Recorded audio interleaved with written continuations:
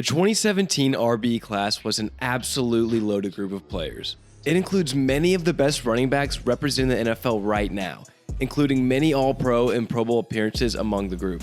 This class has slowly been changing the way we look at the RB position, with so many of these excelling in receiving work and becoming more so-called weapons than running backs. There were 27 running backs selected in this draft. I will not go over all of them, but will highlight on the big names and also the late round players that have turned into big names. This video is sponsored by SeatGeek. Use the promo code PUNCHTOTHEAIR to receive $20 off your first purchase through SeatGeek. But without further ado, let's hop right into the video. With the 4th overall pick, the Jacksonville Jaguars selected Leonard Fournette. Fournette was an absolute monster at LSU. Looking like a grown man playing against kids, he was a battering ram at LSU with physical attributes made in a lab. Seen as one of the best running back prospects in recent memory, NFL analyst Lance Zierlein compared Fournette to an all-time legend by the name of Bo Jackson.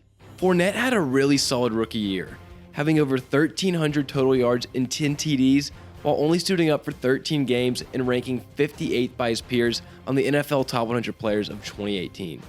He also helped mightily in the Jags' improbable run to the AFC Championship with his 3 touchdowns against the Steelers in the divisional round. His sophomore year was limited by injuries, but he bounced back once again in 2019 after compiling over 1,600 total yards. After his best season, the Jags decided to waive Fournette. He went on to sign with the Tampa Bay Bucks. Fournette split time with Ronald Jones during the regular season, but came up big in the playoffs. He earned the nickname Playoff Lenny, which later evolved to Lombardi Lenny, after he became the 3rd player in NFL history to score touchdowns in 4 straight postseason games. Fournette went on to have a solid 2021 season, which got him a 3-year deal with Tampa. Post-2022, Lenny did take a step back and does not look the same player he used to be, with his longest run of this year only being 17 yards.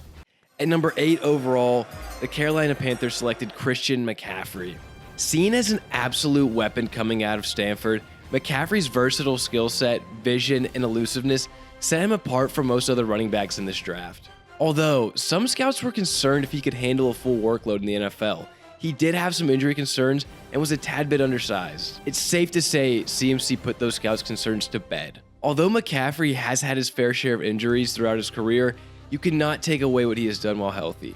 CMC immediately stepped in as arguably the best receiving back in the NFL. After a solid rookie year, he got even better with more work in years 2 and 3. During week 16 of the 2018 season, McCaffrey broke Matt Forte's record for the most receptions by a running back in a single season. Overall, he finished this year with 1,098 rush yards, 7 rush TDs, 107 receptions, 867 receiving yards, and 6 receiving TDs, while also being ranked 42nd on the NFL Top 100 Players of 2019. Somehow, he managed to top this record the following season. He went on to break his previous reception record, earned first-team All-Pro honors, finished 3rd in Offensive Player of the Year voting, ranked 6th on the NFL Top 100 Players of 2020, and accounted for 43% of his team's offensive yards during the season, the largest percentage of any player ever.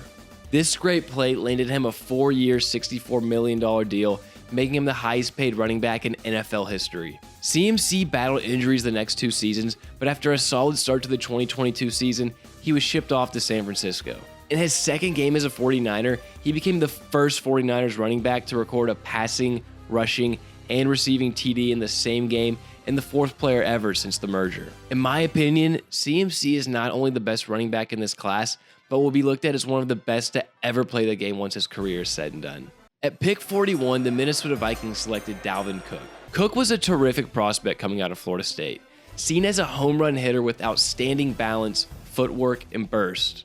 Although, he did have some injury and character concerns, but that did not stop the Vikings from selecting the polarizing running back prospect.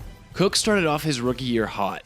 He broke AP's rookie rushing record with 127 yards on 22 carries. But unfortunately, he tore his ACL in week 4 of his rookie year and went on IR. In 2018, he played good once again, but was limited by injuries. And in 2019 is when Cook had his coming out party. He racked up over 1,600 total yards with 13 rushing touchdowns, was named to a first-team All-Pro, and ranked 21st on the NFL Top 100 Players of 2020. His play got him paid, and he was rewarded with a 5-year, $63 million contract extension.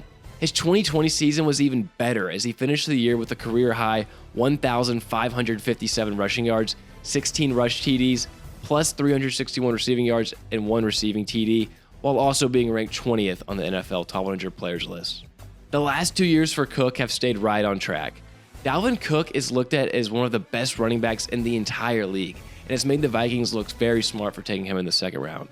At pick 48, the Cincinnati Bengals selected Joe Mixon. Mixon, to some, was arguably the most talented running back in this draft, but he slid in the draft due to his off-the-field concerns as he had a domestic violence issue prior to draft day. The talent was there though, and Lance Zierlein compared him to Le'Veon Bell. Mixon has had a solid career. His rookie year was good, but not great. But his sophomore year is when he broke out, totaling over 1,300 total yards and 9 TDs. He has had some injury problems throughout his career, but when healthy, he has been a staple for the Bengals. He collected his first Pro Bowl nod last season after rushing for over 1,200 yards and 13 touchdowns. Mixon does not have as an impressive as a resume as other guys on this list, but has no doubt had an extremely productive career to say the least. The 67th overall pick, the New Orleans Saints snagged Alvin Kamara. Once looked at as the next home run Bama back, Kamara transferred to Tennessee after things did not work out in Bama. He flashed real skill at Tennessee, displaying his excellent vision and balance that we have seen in real time during his time with the Saints. Like CMC, Kamara stepped into the NFL as one of the best receiving backs in the league. He immediately became the outlet for Breeze and won Offensive Rookie of the Year, was named a Pro Bowler, and ranked 20th on the NFL Top 100 Players of 2018. Kamara is a very unique player. He has never ran for over 1,000 yards, but has consistently year in and year out been a scary threat as a receiving back. I look at Kamara as more of a weapon versus a running back. He is a 5-time Pro Bowler, 2-time second-team All-Pro, and holds an NFL record for the most rushing TDs in a single game with 6. His play has dipped off most recently in 2022, but I see a bounce back for him next season if the Saints can learn how to use him right again. With the 86th pick, the Kansas City Chiefs selected Toledo's Kareem Hunt. Kareem Hunt was looked at as a big back with plus vision and enough elusiveness to make the first defender miss. Following a knee injury to fellow running back Spencer Ware, Hunt was named the opening day starter his rookie year. Hunt's rookie year was nothing short of spectacular. He made the Pro Bowl and led the league in rushing yards with 1,327. This was the peak of Hunt's career. In November of 2018, a videotape of Hunt physically assaulting a woman and kicking her emerged, and he was released by Kansas City. Hunt was later on picked up by the Cleveland Browns to pair with Nick Chubb. Hunt has been a good complement to Nick Chubb, but has started to decline. Most recently in 2022, he averaged just 3.8 yards per carry, and the remainder of his career looks bleak at this point. With the 105th overall pick, the Pittsburgh Steelers selected James Conner. One of the best stories in college football, Conner overcame Hodgkin's lymphoma and won the Disney Spirit Award and the ACC Brian Pacillo Award for beating cancer. Although he overcame cancer, scouts were not too high on his potential. Conner did not touch the field much his rookie year. Year 2 is when he broke out. After Le'Veon Bell decided to hold out due to a contract dispute, Tomlin named Conner the opening day starter. Conner had a great year starting, totaling over 1,400 yards and scoring 13 TDs, while also making his first Pro Bowl. His next 2 seasons with the Steelers were underwhelming as he battled injuries. He then hit the open market and went on to sign with the Arizona Cardinals. In year 1 with Arizona, he scored 18 total TDs and made his second Pro Bowl. His quality play secured him a 3-year extension where he will look to play with Kyler Murray for a few more seasons. With the 134th overall pick, the Green Bay Packers selected Jamaal Williams. Many scouts were not high on Williams and were concerned that his inability to create for himself